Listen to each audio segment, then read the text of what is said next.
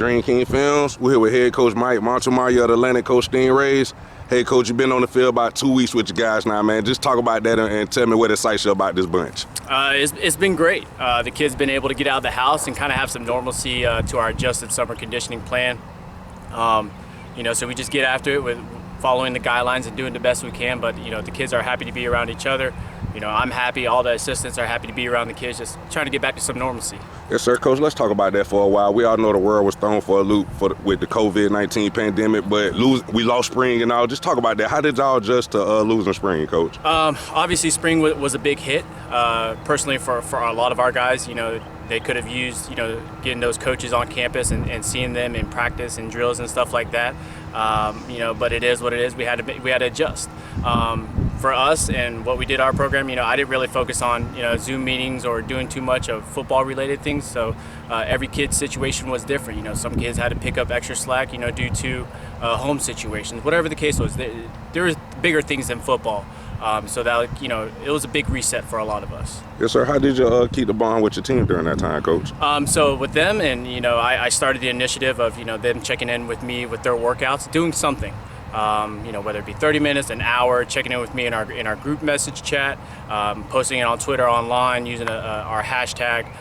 That's the main way. And at least I know that they're doing something, staying active in some way. That's all that matters. Yes, sir. I talked to a bunch of coaches around town. They say administratively they used the pandemic as a chance to, get some things together. Did you find that helpful in that way? Yeah, definitely. Obviously, with it being my first year last year as head, I was trying to play catch up and making sure I had, everything in line. But that was a great time for me to really slow things down, take care of all that, make adjustments where I see needed to be fit.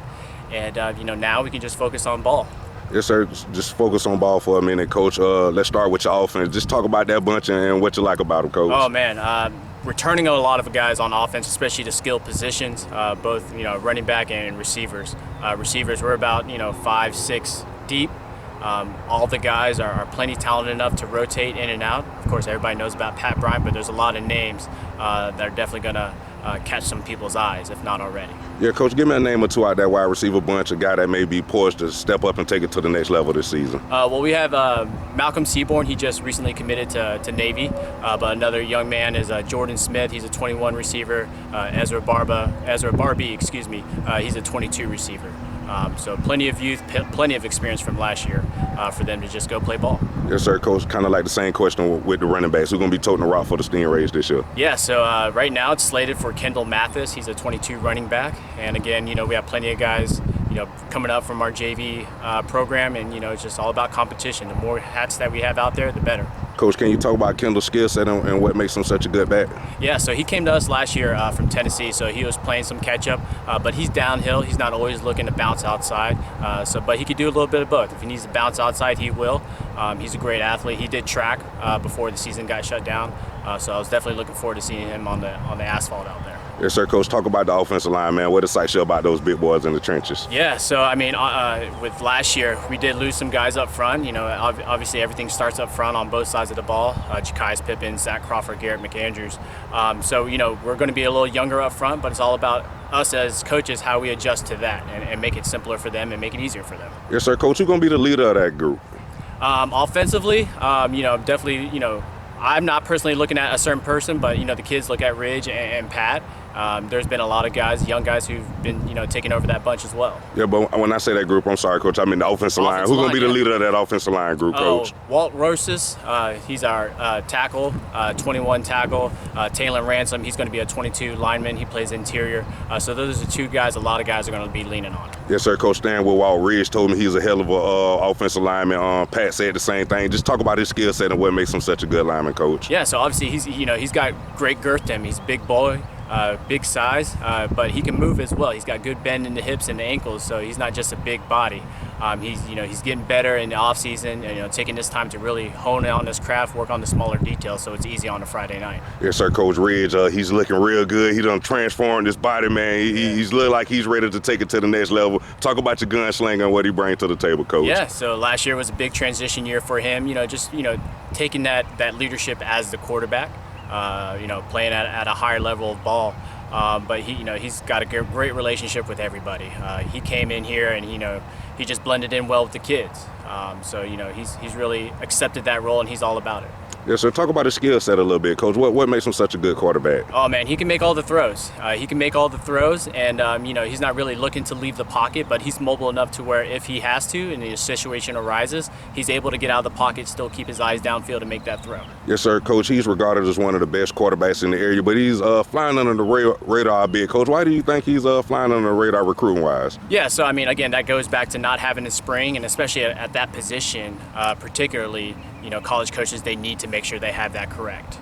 So he was a transfer from last year, so there's still, he's on that border. There's some gray area they're unsure of, but like you just mentioned, he's transformed his body. He's gotten, bigger, stronger. He definitely has gotten faster. So, the tape will speak for itself this fall. Coach, Ridge and Pat say they trying to hook up for 15, 20-plus touchdown. Coach, what can we expect out of those two? Yeah, it's all dependent on them. Again, with the off season, we made some adjustments administratively and made it to where it made it more suitable for the kids. Just go out there and just get the ball in their hands, just play ball. Yes, sir, Coach. Let's talk about your defense. What excites you about the guys on the line? Oh man, they're going to be fast. We may not be the biggest, but it's all about get off. It's all about get off and leverage. And with us last year, we were so young that a lot of guys, they clocked in a lot of minutes. So there's plenty of experience coming back on all three levels on the defensive side of the ball. Coach, who may be poised to lead this team in sacks or tackle for losses on the defensive line? Oh man, that's definitely Desmond Evans. He's an under the radar guy just because of his size and stature. But if anyone had to label him, as a team's honey badger, that's him. He does everything for us. He plays in the box, outside the box. Plays deep, plays underneath. The kid's very smart, very high IQ. Kid's just a ball player, so he does a lot for us. Yes, sir, Coach. Talk about your linebackers. Who gonna be getting those tackles for the Rays? Yeah, so Janari Grimsley and Tyrese Fluellen come back from last year. They're 22 linebackers, so that's a good core right there. We'll piece the puzzle together, but those two right there are definitely going to stand out for that group. Yes, sir, Coach. Tyrese Fluellen. Talk about his skill set and what makes him such a good linebacker. Yeah, so he's definitely all about putting his nose in the ball. Filling in the box, and that's what it's about. Being a linebacker is playing downhill. There's no false steps. It's all about filling downhill. Shock and shed, make the play. Yes, sir, Coach. Talk about your DBs. What excites you about that group? Oh man, straight across the board. Jordan, Josh, Desmond Evans again, and then we got a lot of 22s who got some early experience last year. So that's a good group returning. And everybody's versatile. They can play either side, safety, corner, and that's what we predicate our defense on, is just being very versatile. You never know what's going to happen. Josh and Jordan, Coach, talk about their skill set and what makes them such good DBs. Yeah, so they got great length at corner, and that's kind of like what everyone's looking to in this day and age in college football. So they got great length and they got great movement, lateral speed, great quickness. So they're not just big bodies out there. They have a knack for the ball. Jordan led our team in interceptions, and Josh, he's very aggressive to the ball. So I love having them on the outsides. Coach, let's talk about Desmond for a little bit more real quick. Red say he's poised to have a huge season. Pat, everybody I talked to, you mentioned his name on several position groups. Coach, real quick, just talk about Desmond and what makes him such a good player one more time, Coach. Oh, man, Desmond, he's just a dog. He does anything that we ask of him. And, we put him in a situation and he gets the game plan. He understands it. It's just one of those things sometimes with IQ of the game, you can't really coach. So he's very versatile. He's very positionless. And again, that makes him great, for the next level, because coaches know they can plug and play him anywhere, and he understands what his role is. How much confidence you got in Desmond to step into this expanded role and flourish over here at Atlanta, Coach? Oh, complete confidence. And one thing with Desmond is he's such a quiet leader. And I say that because he's not really a big rah-rah, get in your face, that kind of guy. But his actions speak for himself. He's definitely one of our better players overall on our team.